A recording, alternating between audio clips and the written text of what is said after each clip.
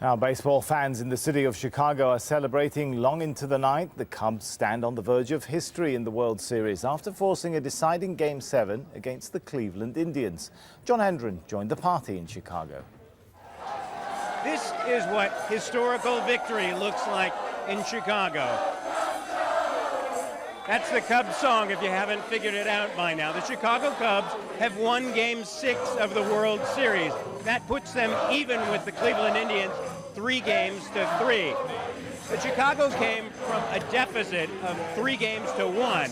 And if they win tomorrow night, not only will they have won the World Series for the first time in 108 years, but they will have also been the first team to come back from a 3-game deficit since 1985. But history is what people are talking about here. They have one more game to play in Cleveland.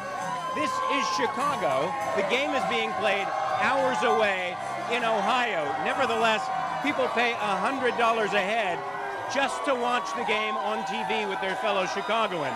We are in the shadow of Wrigley Field, where for a couple of days this week, 40,000 people paid thousands of dollars in order to watch the Cubs against the Cleveland Indians.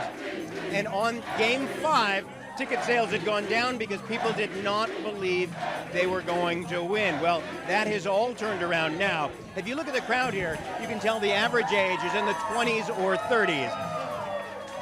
I would venture to say that none of them had a parent who was alive when the Cubs last won the World Series. They were last in the World Series in 1945. So it's very likely that no one here has a grandparent who was alive when they last won.